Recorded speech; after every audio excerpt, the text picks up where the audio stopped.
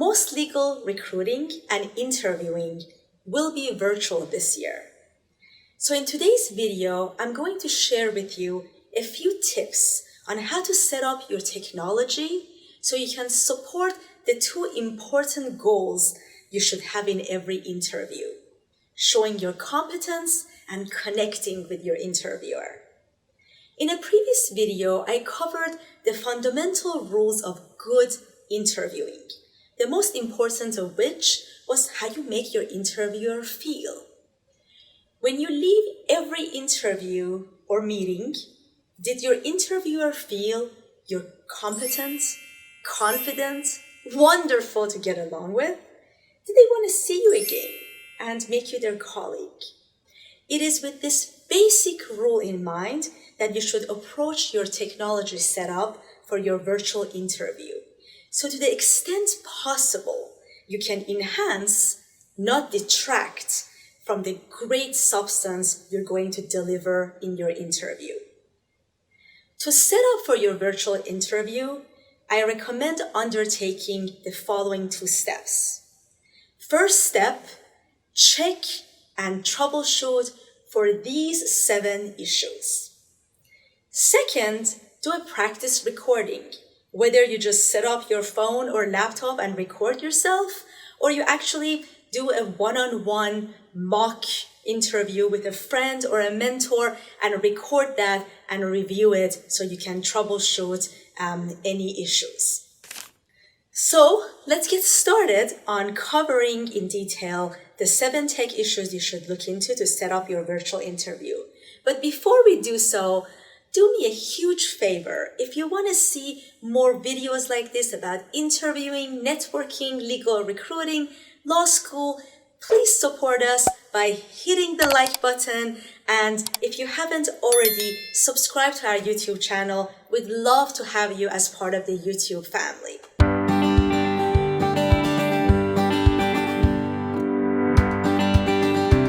The first tech issue we're going to consider is location, location, location. You preferably want to do your interview indoors, at your home or at your school, because the audio quality will be much better. If you're doing this indoors, it's very unlikely that you will need to enhance your audio with a microphone or otherwise. Also, we want to simulate to the extent possible the real interview. If you were going in person to do this interview, in all likelihood, you would be either sitting at a table across from someone, or they would have their work desk and you will be sitting in front of them on a chair. So we want to be sitting at a table or a desk, and we want to be indoors. You want to make sure there are no disruptions. That means you put your cell phone on mute. You tell the other individuals who are living with you that you will be doing an interview so they don't disturb you. Maybe if you have roommates, maybe put a sign or something at the door so they know you're not just studying, you actually have an interview. If any disruptions happens, it's okay. All of the lawyers, we've been dealing with this since the beginning of the pandemic, from kids walking in, or I think at one point my emergency alarm the siren was going up here right before I had an important presentation. So people are going to be very understanding, but to the extent you can, make sure you minimize those disruptions, because that is your 20 minutes or 30 minutes of interview time and you need every minute of it to do what you're supposed to do. The second issue you want to consider when setting up your virtual interview is your Wi-Fi. We want to know if for 20 or 30 minutes your Wi-Fi is going to hold up, meaning you're going to have video, you're going to have good audio, or maybe you'll need to use your hotspot, your phone, for your interview. So when you're doing your testing, make sure you test this out and decide which one you want to use. It will be way more professional to be logged into the correct whether it's your phone or your Wi-Fi beforehand, instead of wasting time in the middle of the interview, having to switch in between, or a lot of dead time where like, can you hear me? Oh, did you freeze again? Everybody is very understanding about this, but we're all a little zoomed out and a little tired of technological issues. So because this is your interview and you have competition, test this out beforehand so you can plan accordingly. Similar to what we talked about for location purposes of making sure nobody disrupts you during your interview, same thing goes with your Wi-Fi. If you're living with your family or roommates, tell everybody beforehand that you are interviewing for X number of minutes, and to the extent possible, they should not stream anything like on YouTube or otherwise, to hopefully have the most seamless 20 or 30 minutes of interviewing possible. The third issue you should consider is your angle and framing.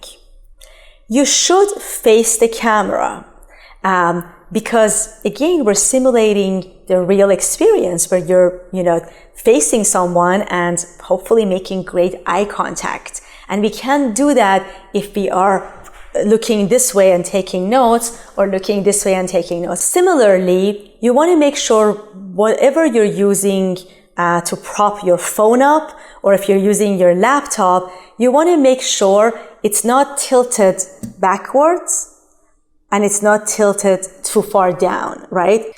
The framing. You want to frame your camera just like you would with a professional headshot, right? When you do a professional headshot, you usually have a little space above your head. You have your face, a little bit of your body. It's going to be the most professional angle. Sometimes I see that a lot of students have too little of their body in there. It's just like their head. Sometimes it's like their chin all the way up. So that doesn't look too good. And it's usually because they don't have the right stand.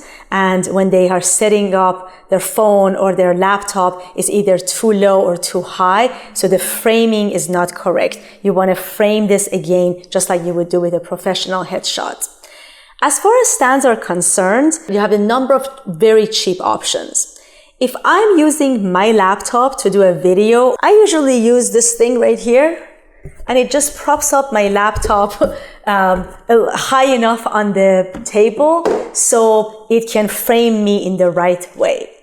There are also really affordable laptop stands on Amazon. I will link one below, but you guys have those like big law school books, right? So you can definitely, they're sturdy. If nothing else, they're really good for this. You can just prop up your laptop higher or lower using books to make sure you get the right framing.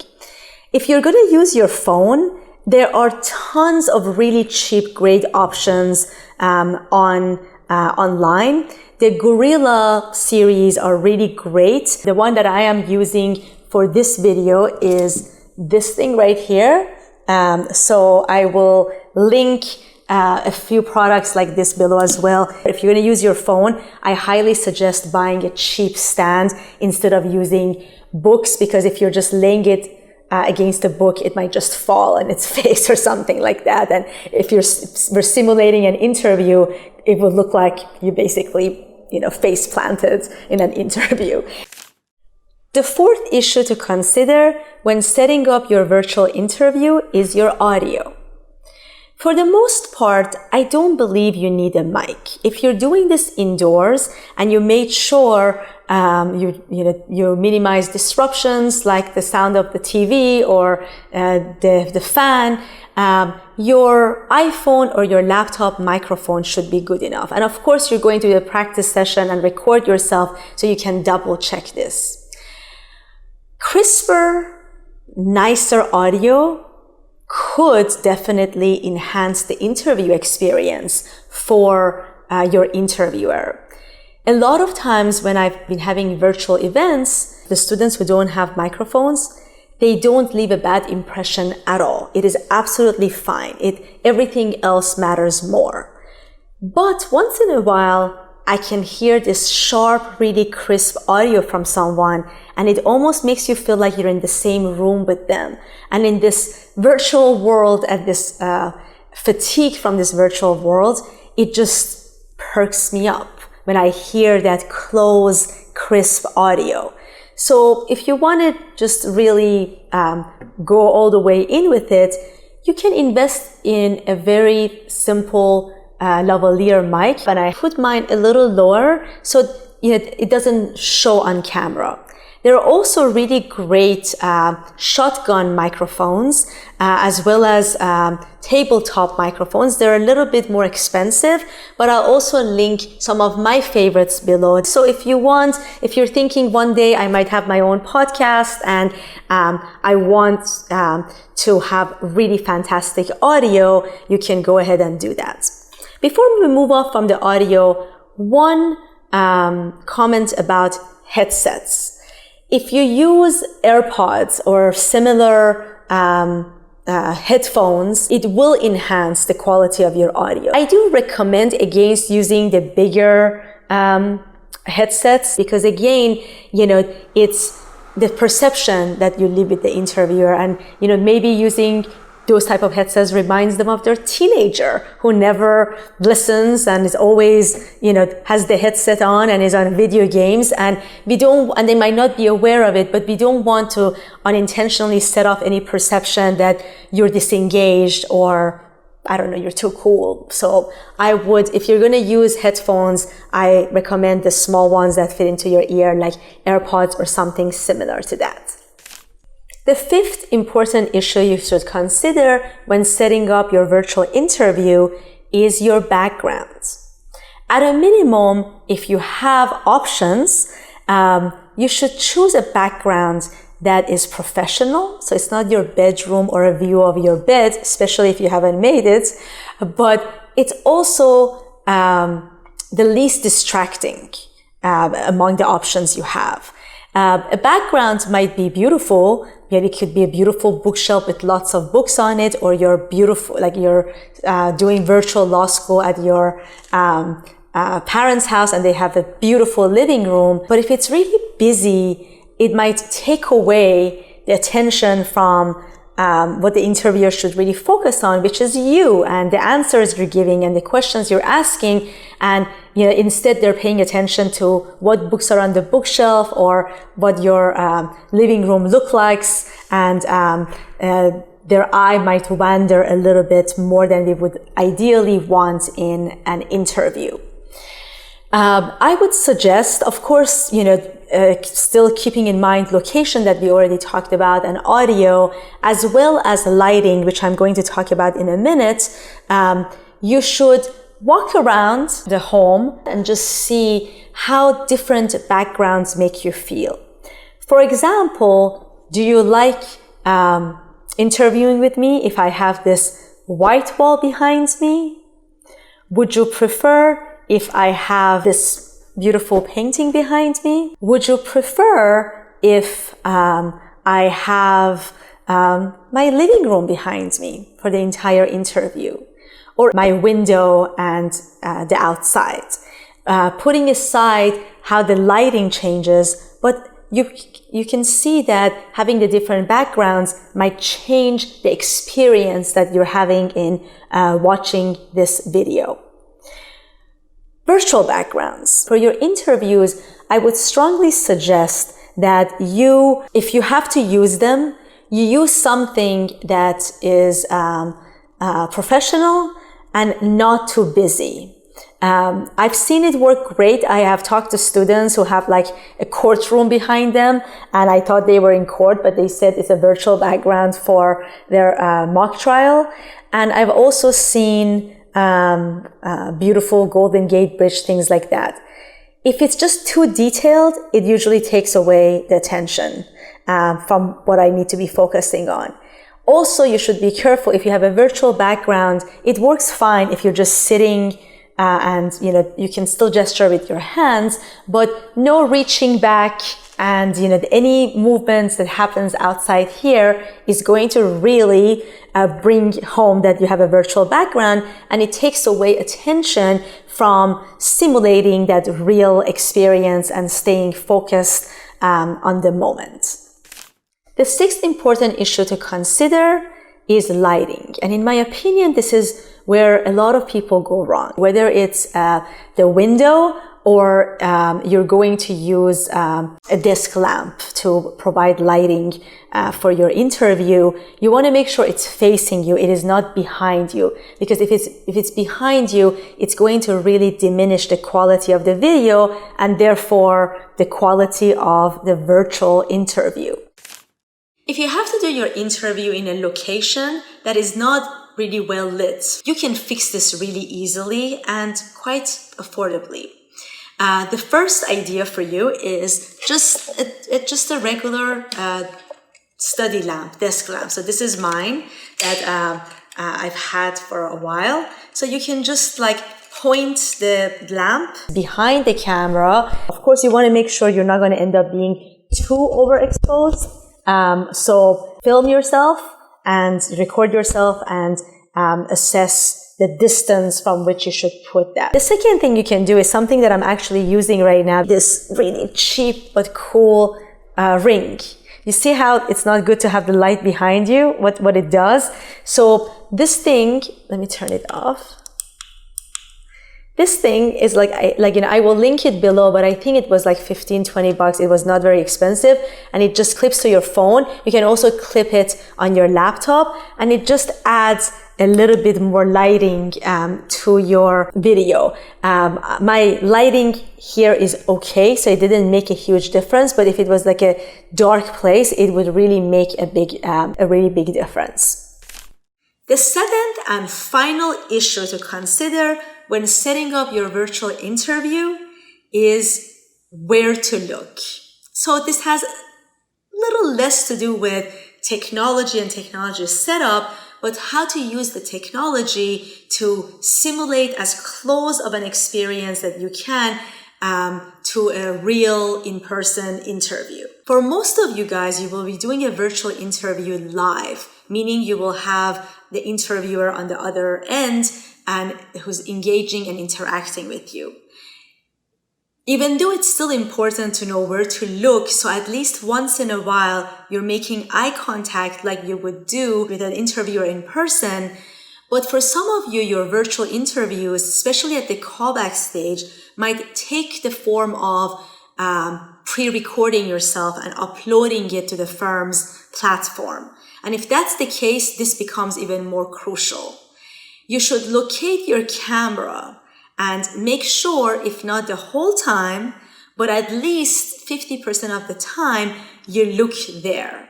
A lot of times, we're going to end up looking at ourselves, like I am doing right now, or if I'm interviewing with someone, to look at them on the screen, and that makes me feel good because I can see them. But I'm not really making eye contact until I start looking right at the camera. And at the beginning, if you need to remind yourself of doing that once in a while, you can stick like a little tab thing right on top of there, or if you're on your laptop, right above. I have a friend who is, I've been doing YouTube for a long time, and she's fantastic. And at the beginning, she said she had a picture that she really liked, something that made her happy, pasted right above the camera, so it would naturally draw her eye to the camera. All right, guys, I hope this was helpful, and now you feel a little bit more prepared and a little less anxious about your virtual informational interviews and actual interviews coming up this fall and winter. In the next few weeks, I plan to do more videos on interviewing, networking, legal recruiting. I hope to interview some of PracticePro's law firm partners, AmLaw 100 law firms, and ask them what are they really looking for. I'm also going to do a video about the different personalities, all those different titles that you encounter in the recruiting context, from different attorney titles, associate, senior associate, special counsel, of counsel, different types of partners, to the firm recruiters, diversity and inclusion professionals, talent development. What do they all mean, and how is that relevant to you in the recruiting context? I will cover those. So make sure, if you haven't already done so, you subscribe to the channel and turn on the bell right next to it so you can get a notification when the new video is scheduled to premiere. If you have any questions whatsoever, feel free to comment below, and if you're shy, you can always email us at PracticePro. Until we meet again, stay well.